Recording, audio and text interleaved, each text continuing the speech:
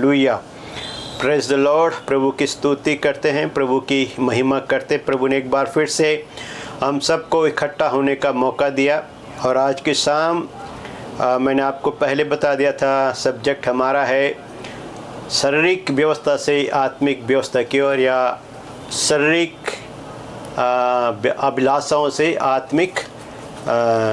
आत्मिकता की तरफ बढ़ने के लिए, स्पिरिचुअल ग्रोथ करने के लिए, आत्मा में चलने के लिए। मोस्टली शरीर में चलना और आत्मा में चलना हमें सीखना होगा कि शरीर के अनुसार चलना क्या होता है और आत्मा के अनुसार चलना क्या होता है। हम वचन में हम पढ़ते हैं जेनेसिस टू रेवलेशन में, ओल्ड टेस्टामेंट जो था, पुराना जो नियम था, उसमें सारे जो नियम थे वो शारीरिक थे। स्पिरिचुअल आत्मा के अनुसार वहाँ कोई रूल नहीं था। अगर हम ओल्ड टेस्टामेंट में पढ़ेंगे तो आँख के बदले आँख, दांत के बदले दांत और हड्डी के बदले हड्डी, खून के बदले खून था।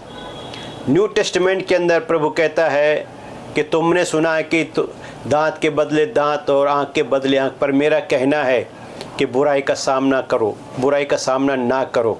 यानी अब हमारे लिए आँख के बदले आँख नहीं, दांत के बदले दांत नहीं, हड्डी के बदले हड्डी नहीं, खून के बदले खून नहीं। अब हमारे लिए है एक गाल पे कोई थप्पड़ दे तो दूसरा गाल फेर दो। तो हम शारीरिक व्यवस्था से प्रभु यीशु मसीह हमें आत्मिक व्यवस्था की ओर लेकर आया। यशकेल नबी की किताब में प्रभु परमेश्वर कहता है कि अब मैं उनके जीवन में वो वाचा नहीं लिखूंगा जो मैंने डेजर्ट में लिखा था, रेगिस्तान में लिखा था, जब वो मिस्र से आए थे। अब मैं एक नई व्यवस्था लिखूंगा, उनके हृदय पे लिखूंगा, उनके हृदय की पट्टिका पे, और अपना आत्मा उनके ऊपर उंडेलूंगा, उसमें अपना आत्मा रखूंगा। तो अब जो हम जी रहे हैं, अब हमें न्यू टेस्टामेंट के अंदर जीते। अब हमारा जो जीना है वो टोटल अलग है। अब हम स्पिरिचुअल ग्रोथ, स्पिरिचुअल लाइफ को जीते। शरीर की व्यवस्था हमने छोड़ना है और आत्मा की व्यवस्था को हमने पकड़ना है। तो जो शरीर का व्यवस्था और आत्मा, शरीर की व्यवस्था से आत्मिक व्यवस्था की ओर, और शारीरिक जीवन से आत्मिक जीवन की ओर हमें कैसे जाना है। तो जब तक आप शारीरिक हैं, आप आत्मिक नहीं हो सकते हैं, और जब तक आप आत्मिक नहीं होंगे तब तक आप शरीर की इच्छाओं को ही पूरा करेंगे। तो परमेश्वर के वाणी में साफ लिखा है कि दुनिया के अंदर जाहिर है शरीर की अभिलाषा, आँखों की अभिलाषा, जीवन का घमंड।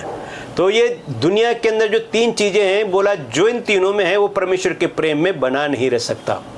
तो अगर हमारे जीवन में शरीर की अभिलाषा है, आँखों की अभिलाषा है, जीवन का घमंड है, तो फिर हम परमेश्वर के प्रेम में स्थिर नहीं रह सकते, यानी प्रभु के प्रेम में हम बने नहीं रह सकते हैं। रोमियो 8 अध्याय पढ़ेंगे, 8 अध्याय खोलेंगे और उसका 1 से लेकर 7 तक पढ़ेंगे। अतः अब जो मसीह यीशु में हैं, उन पर दंड की आज्ञा नहीं, क्योंकि वे शरीर के अनुसार नहीं वरन आत्मा के अनुसार चलते हैं।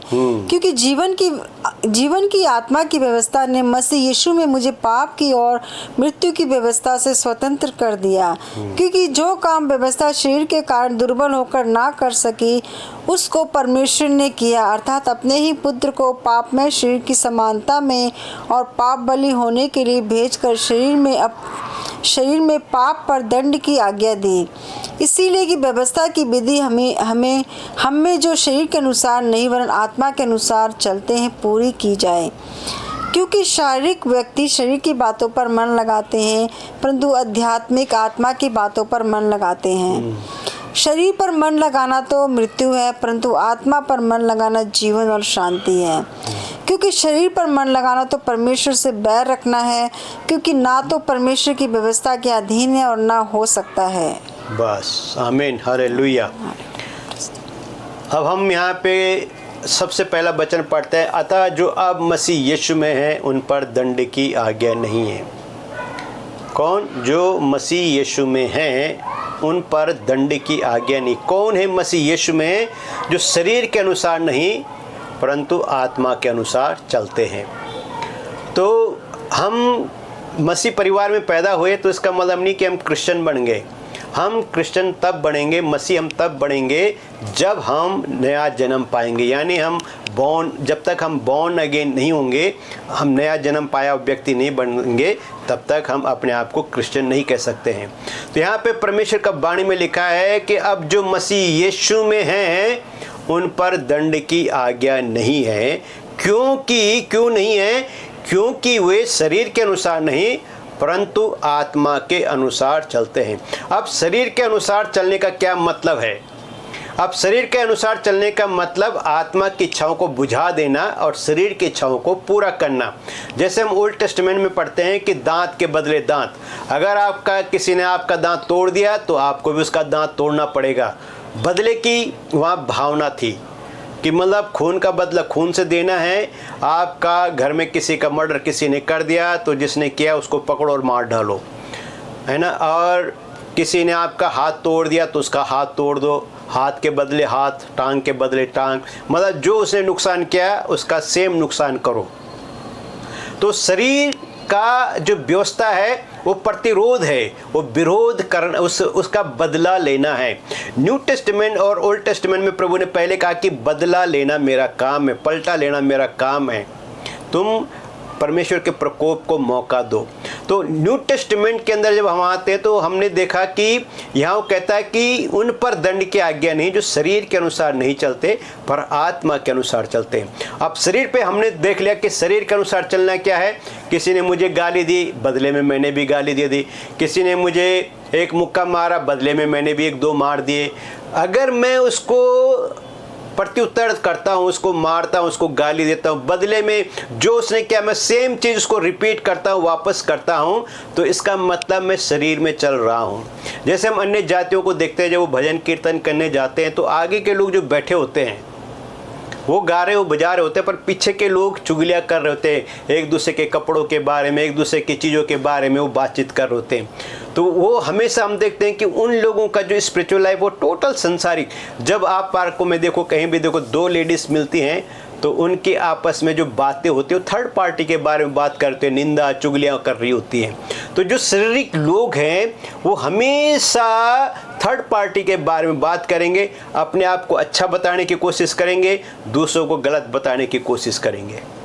तो वो जो शरीर में जीते हैं वो उनका हर बात शारीरिक होता है, ये कहाँ से लिया, क्या लिया। और यही प्रचार के अंदर भी होता है कि प्रभु तुम्हें वो दे रहा है, प्रभु तुम्हें वो देने जा रहा है, आज गाड़ी मिलने वाली है, घर मिलने वाला, पैसा आने वाला है तुम्हारे अकाउंट में। ये सियाणों वाले, जादूगर वाले काम आपके साथ करते हैं और आप उसमें प्रभावित होते हैं, इन्फ्लुएंस्ड होते हैं लोग। तो जो शारीरिक लोग हैं वो शरीर की ही बातें करेंगे, चाहे वो प्रचारक हों, चाहे वो कोई भी हो।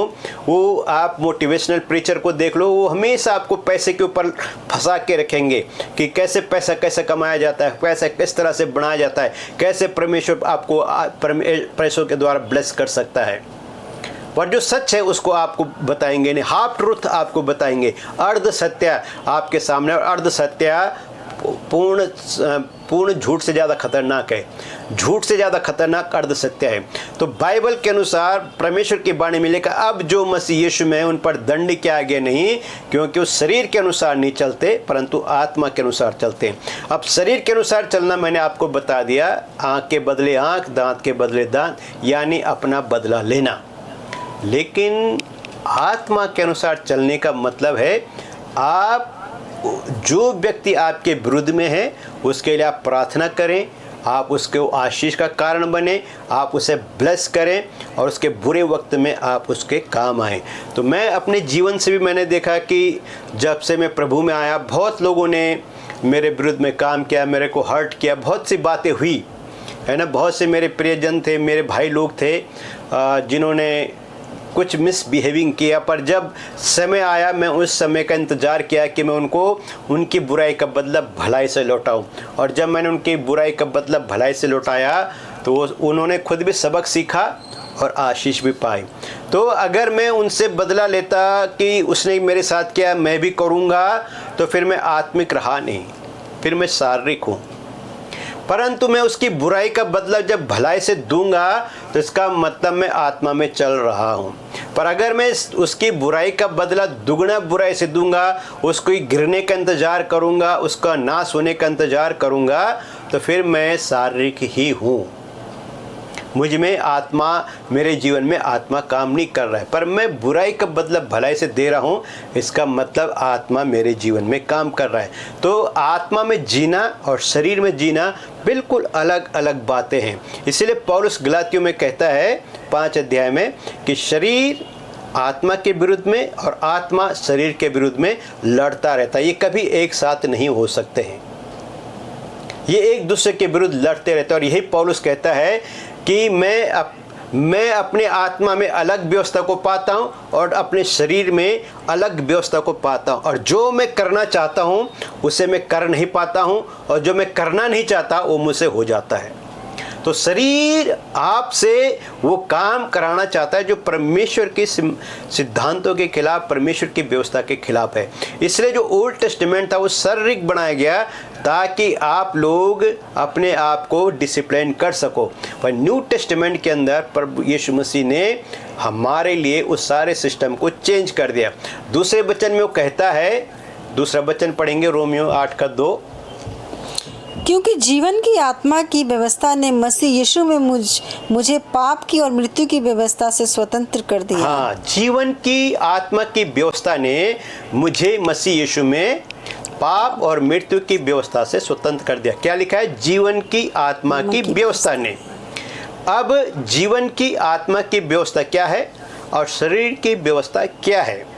अब जीवन की आत्मा की व्यवस्था यानी आत्मा के द्वारा जो संचालित होती है, और जो दूसरी व्यवस्था थी जो शरीर के द्वारा संचालित होती है। तो जो व्यवस्था शरीर के द्वारा संचालित होती है वो बोला पाप और मृत्यु को उत्पन्न करती है। जो व्यवस्था शरीर के अंगों में जो व्यवस्था है वो हमारे लिए पाप और मृत्यु को उत्पन्न करता है। इसलिए रोमियो में लिखा हुआ है और कुरिन्थियों में भी लिखा है कि हम पुरानी लेख के अनुसार सेवा नहीं करते, लेकिन आत्मा के अनुसार सेवा करते हैं, पुरानी विधियों के अनुसार नहीं, क्योंकि शब्द अक्सर मारता है और आत्मा जिलाता है। तो हम आत्मा की सेवा करते हैं। अगर हम ओल्ड टेस्टामेंट में देखेंगे, मूसा जब पर्वत से उतरा और उसने उनको 10 आज्ञा सुनाई तो 23,000 लोग मर गए। पर जब हम न्यू टेस्टामेंट के अंदर देखते हैं तो जब पतरस ने पवित्र आत्मा का अभिषेक पाया, यानी आत्मा का व्यवस्था को पाया, और जब उसने प्रचार किया तो 3,000 लोग बच गए। तो ओल्ड टेस्टामेंट में मूसा ने जितनी बार भी शब्द या अक्षर बोला, शब्द बोला, उतनी बार लोग मारे गए। और न्यू टेस्टामेंट के अंदर पतरस ने जितनी बार भी प्रचार किया, लिखा है पहले 3,000 फिर 5,000 और फिर भीड़ की भीड़ बचती चलेगी। तो अक्षर मारता है और आत्मा जिलाता है। कुरिन्थियों में लिखा हुआ है कि अक्षर मारता है, पुरानी विधियों के अनुसार नहीं सेवा करते हैं, पर आत्मा की विधि के अनुसार हम सेवा करते हैं। तो आत्मा की विधि में हम लोगों को बचाने के लिए करते हैं, न कि मारने के लिए। ओल्ड टेस्टामेंट इमीडिएटली पनिशमेंट करता था, इमीडिएटली जजमेंट करता था। इसलिए हमें आत्मा की व्यवस्था दी गई कि हम आत्मा के द्वारा सेवा करें। तो यहाँ वो कहता है कि जीवन की आत्मा की व्यवस्था ने मुझे मसीह यीशु में पाप और मृत्यु की व्यवस्था से स्वतंत्र कर दिया। पाप और मृत्यु है ना, पाप की मजदूरी मृत्यु है। और पाप कैसे पैदा होता है? शरीर के द्वारा। शरीर में जो कुछ भी गड़बड़ी होती है उसके द्वारा हम पाप करते हैं।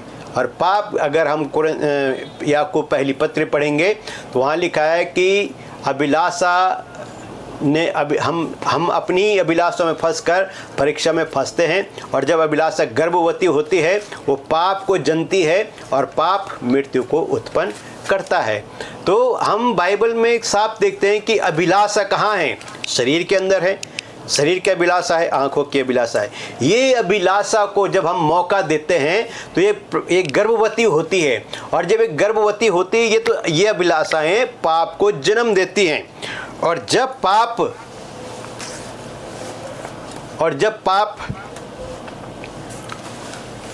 बढ़ता है तो बोला मृत्यु को उत्पन्न करता है।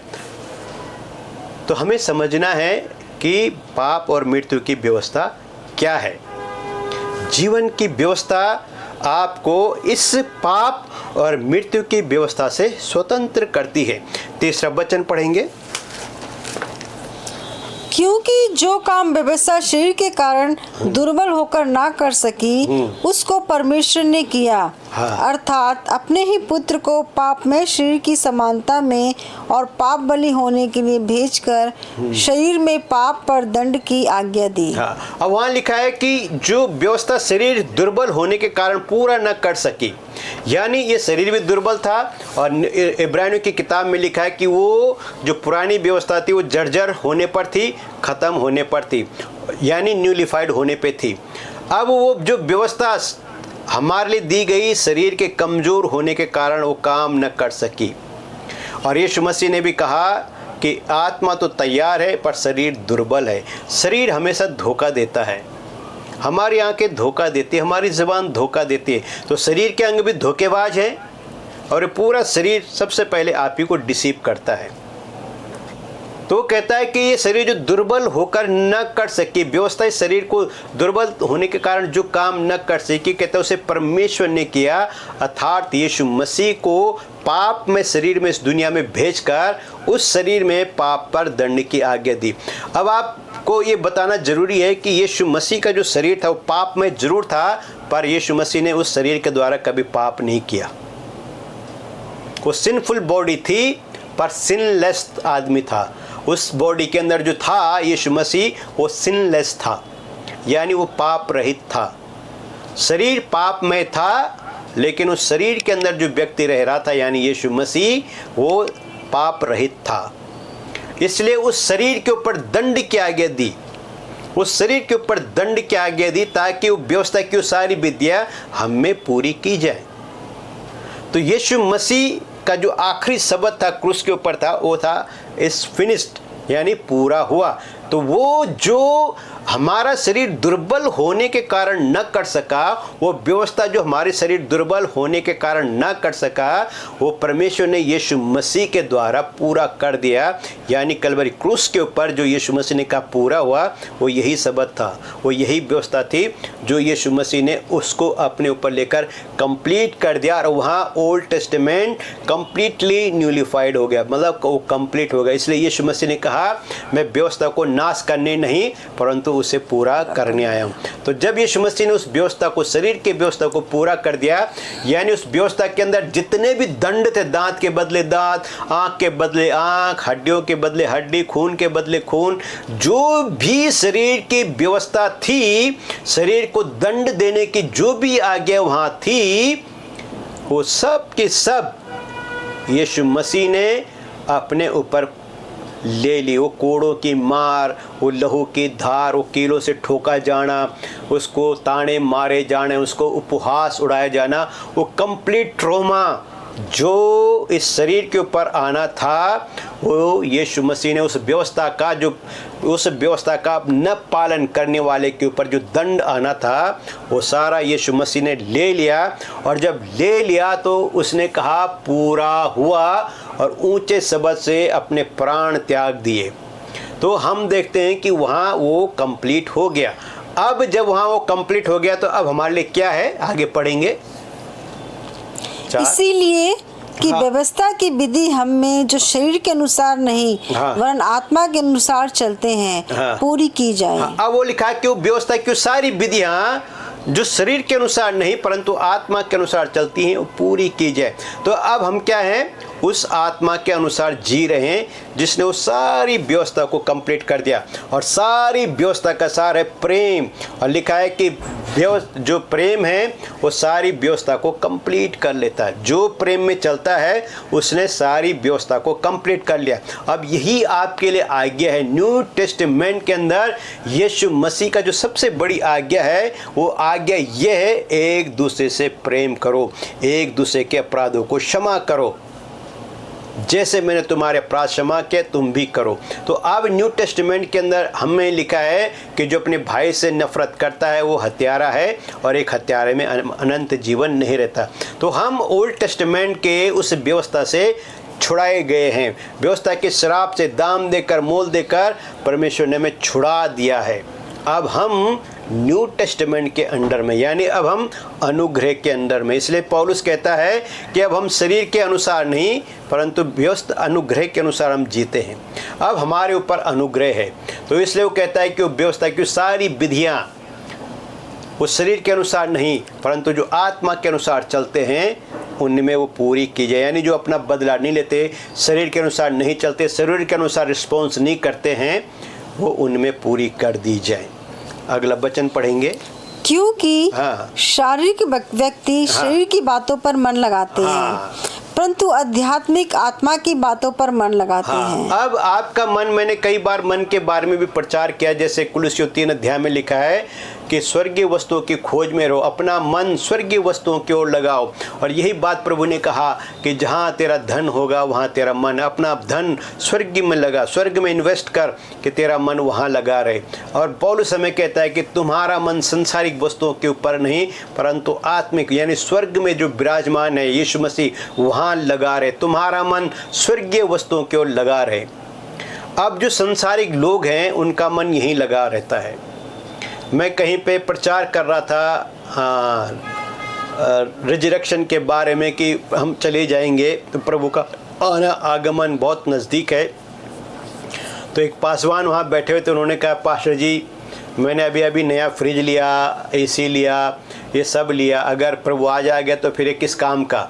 तो मैंने कहा कोई बात नहीं पास्टर जी, आप प्रोसिक्यूशन के लिए महाक्लेश के लिए तैयार रहें, आप इन चीज़ों का इस्तेमाल करें। अगर प्रभु आए हम तो चले जाएंगे, पर अगर आप चाहते हैं इनका इस्तेमाल करना है तो करो। तो मैंने कहा अगर आपका मन इन्हीं चीज़ों के ऊपर रहना है तो फिर यहीं रहो, पर हमें इन चीज़ों के ऊपर छोड़कर उन बातों की ओर मन लगाना है जो स्वर्ग में है, यानी मसीह यीशु में है। तो हमारा मन कहाँ है? शरीर में। अभी मैंने ये खरीदा, अब मैं आगे वो खरीदूंगा। अब हम प्लानिंग कर रहे हैं शरीर के अनुसार, अपनी फैसिलिटी बढ़ा रहे हैं, अपनी लग्जरी को बढ़ा रहे हैं, अपने कंफर्ट जोन को बढ़ा रहे हैं, लेकिन हम स्पिरिचुअल आत्मा के लिए कुछ खास प्रोग्रेसिंग का काम नहीं कर रहे हैं। तो शरीर की व्यवस्था को ही कंप्लीट कर रहे हैं, आत्मिक व्यवस्था में हम चल ही नहीं रहे हैं। अगर हम आत्मिक व्यवस्था में नहीं चल रहे हैं, हमारा आत्मिक जीवन में कुछ भी परिवर्तन नहीं है, हम आत्मा के अनुसार नहीं चल रहे हैं, तो फिर हम फेल हैं।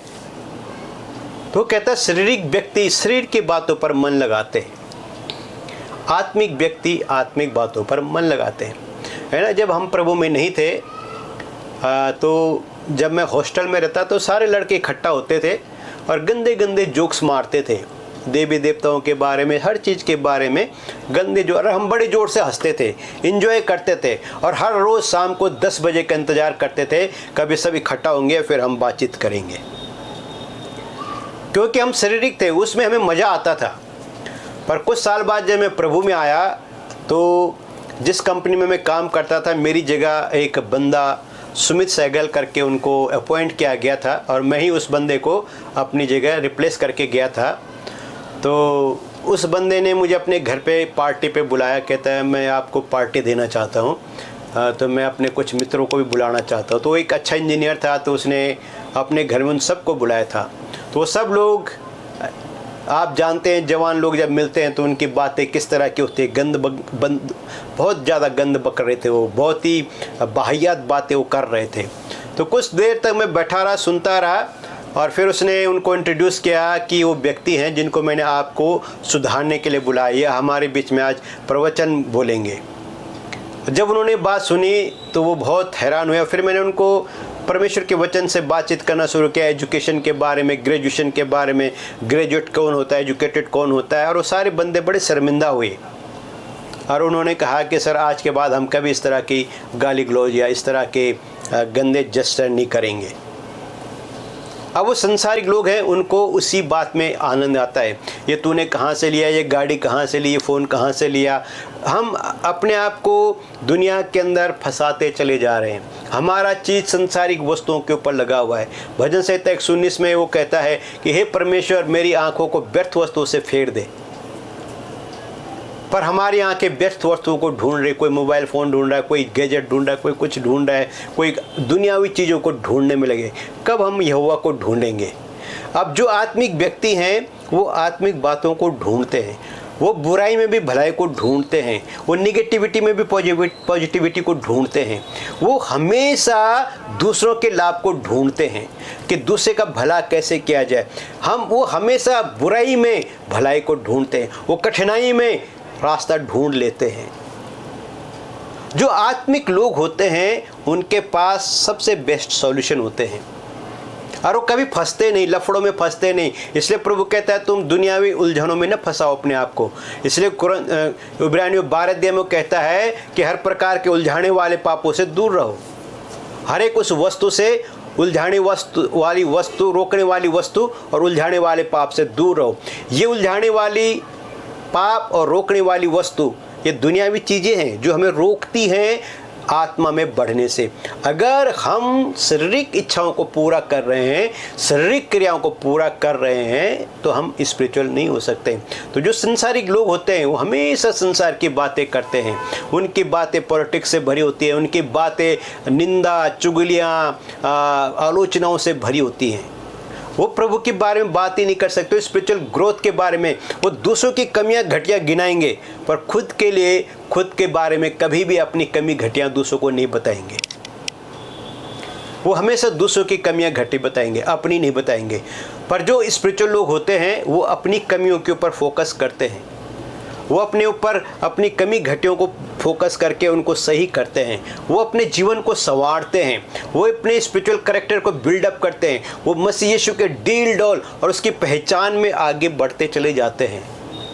पर जो शारीरिक हैं वो बस ये दिखाते हैं, देखो मैंने ये लिया, मैंने वो लिया, पिछले महीने हमने ये खरीदा, पिछले महीने हमने वो बनाया, पिछले महीने हमने वो दुनियावी चीज़ों के ऊपर हमेशा फोकस होता है। इसलिए जो संसारिक लोग होते हैं, जो स्पिरिचुअल लोग नहीं हैं, वो हमेशा संसारिक बातें करेंगे। उनके पास कोई बढ़िया सब्जेक्ट है ही नहीं बोलने के लिए। पर जो स्पिरिचुअल लोग होते हैं वो हमेशा आत्मिक बातों पर मन लगाते हैं।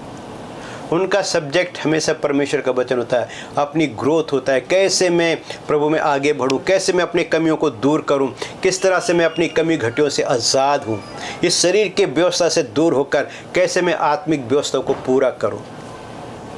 उनका ध्यान हमेशा स्वर्गीय वस्तुओं की ओर होता है।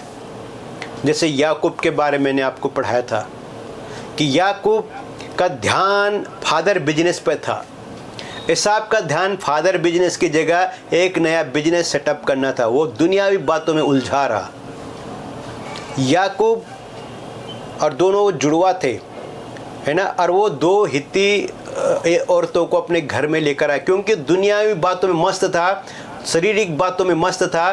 तो वो ऐसी औरतों को घर लेकर आया जिसके द्वारा घर का माहौल ख़राब हो गया। और याकूब को इन लेडीज़ के मामले में दीन दुनिया के बारे में कोई भी इंटरेस्ट नहीं था, वो अपने फादर बिजनेस के ऊपर फोकस था।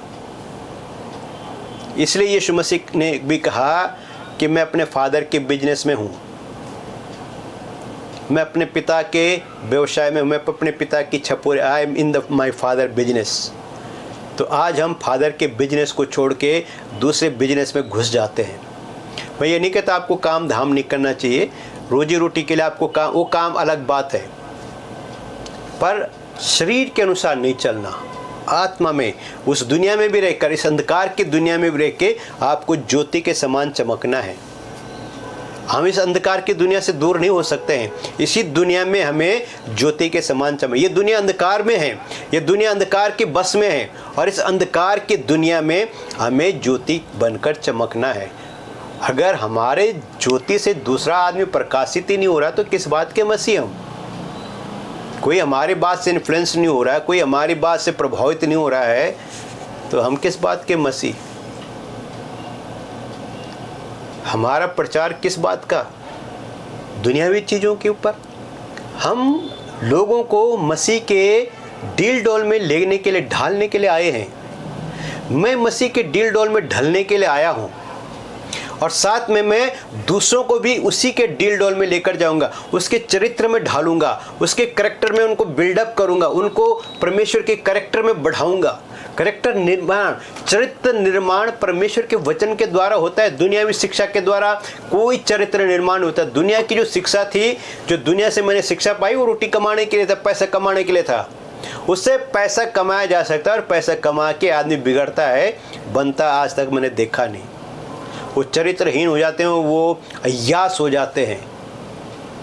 लेकिन परमेश्वर का वचन हमारा निर्माण करता है, हमारा कैरेक्टर बिल्डअप करता है, हमें स्पिरिचुअली ग्रोथ देता है, हमें स्पिरिचुअली साउंड करता है। तो यहाँ हम डील डॉल में बढ़ने के लिए आए, मसीह के डील डॉल तक बढ़ने के लिए आए, है ना। इफिसियों 4 का 11 से 13 पढ़ेंगे।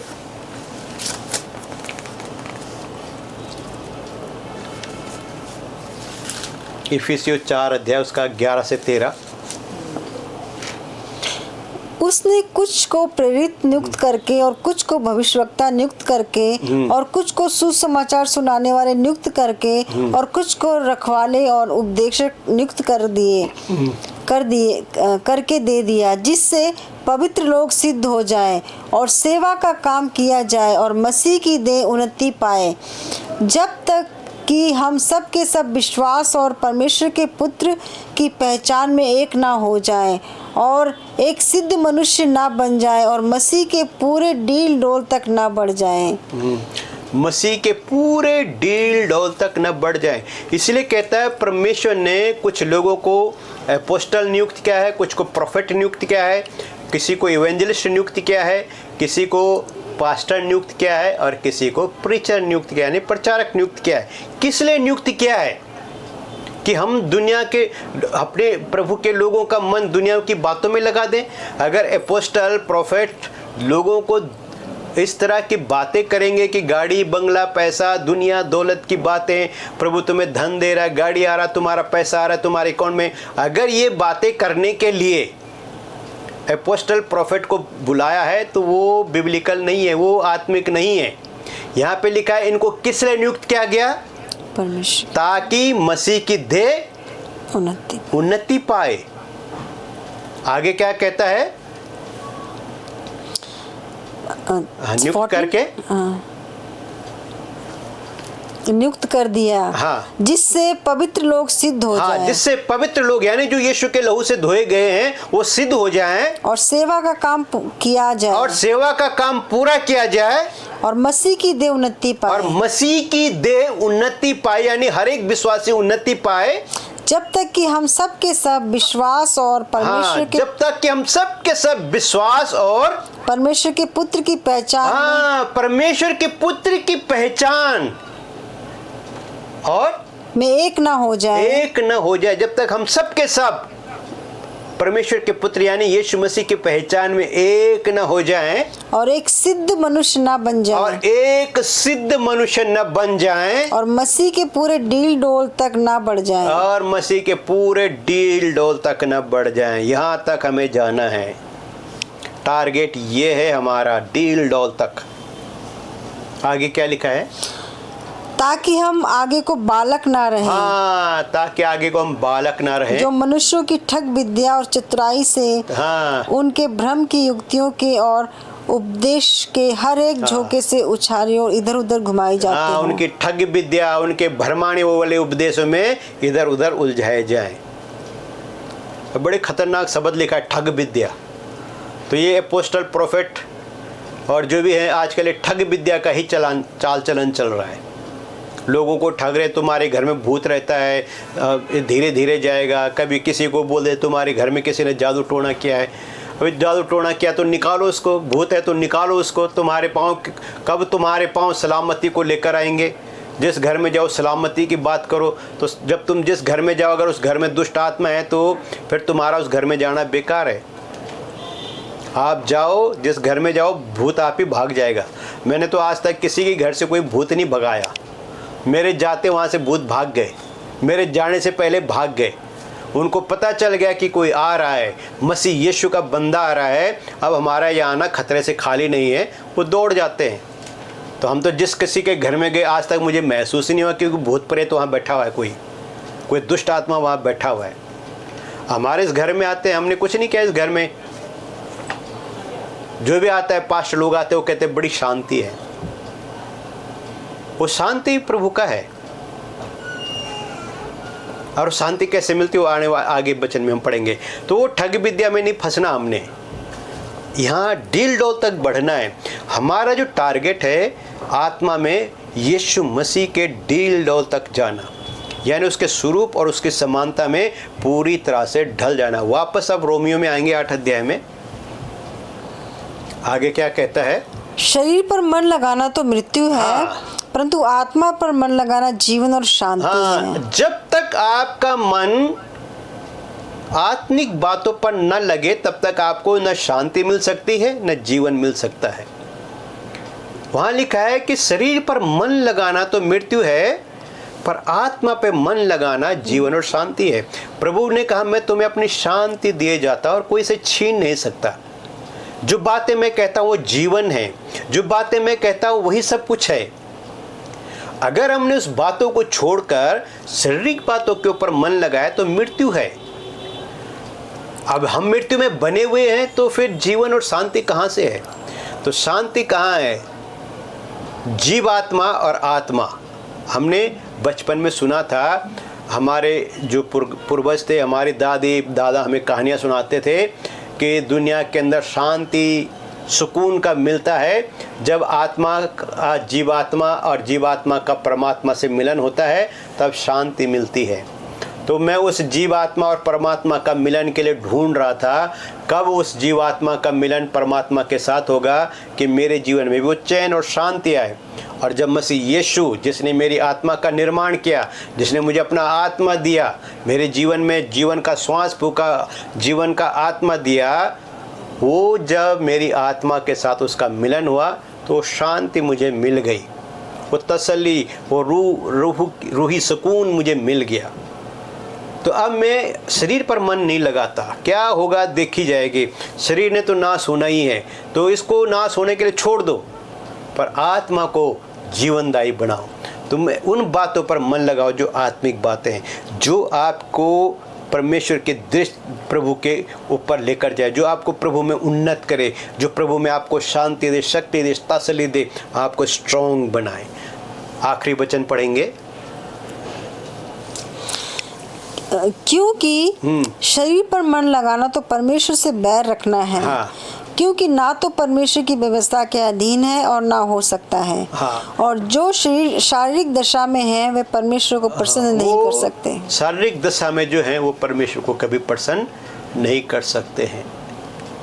दोबारा से पढ़ेंगे इसको, लास्ट 8। और जो शारीरिक दशा में है, जो शारीरिक दशा में यानी जो शारीरिक बातों पर मन लगा रहे हैं, वे परमेश्वर को प्रसन्न नहीं कर सकते। परमेश्वर को कभी भी प्रसन्न नहीं कर सकते हैं। आगे 8 पढ़ना, आगे 9, परंतु 8 तक। हाँ, तो अब हम यहाँ साफ पढ़ लेते हैं, देख लेते हैं कि कोई भी खुश नहीं कर सकता है ना। एक और वचन हम पढ़ लेंगे, पहला यूहन्ना 2 अध्याय, उसका 15 से 17 पढ़ लेंगे। आखिरी वचन 2 का 17। हाँ। संसार और उसकी अभिलाषाएं दोनों मिटते जाते हैं, पर जो परमेश्वर की इच्छा पर चलता है वह सर्वदा बना रहेगा। हाँ, संसार और उसकी इच्छाएं मिटती जाती हैं, पर जो प्रभु की इच्छा पर चलता है वो सदा बना रहता है। तो हमें डिसाइड करना है कि हमें कहाँ बढ़ना है, हमें किधर जाना है, हमें कहाँ ग्रोथ करनी है, हमारी ग्रोथ कहाँ है। हम शरीर से कब आज़ाद होंगे कि हम आत्मिक जीवन में बढ़े।